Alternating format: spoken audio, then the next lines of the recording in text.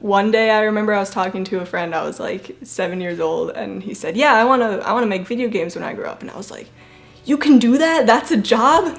And so, I mean, I was 7 years old, but ever since then I've been thinking I wanna make games, I wanna make art for games.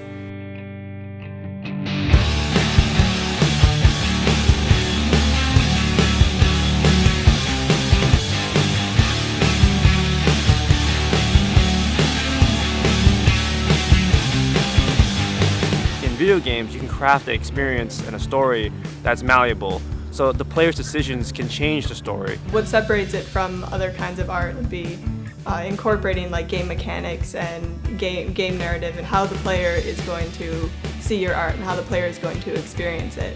So you're not just creating art, you're creating an experience for a player.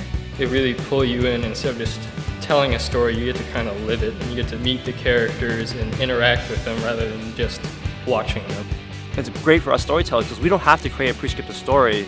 We just create the experience as a whole. Players craft their own stories. That's something that's only exclusive, I think, to the video game medium.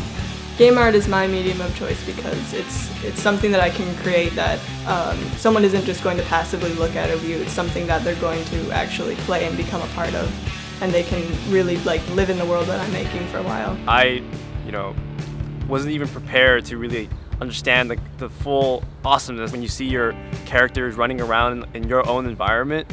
I always kind of thought it would be really great to work in the creative industry, but always thought it was just kind of a long shot. When I started at Naughty Dog, I started working on Uncharted 3, and then from there I moved on to work on The Last of Us. I think one of the greatest things about Ringling was just basically how focused I got to be on my major.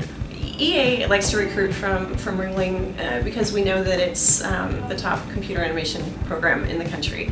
We know when we come here we can get artists that are going to be top-notch.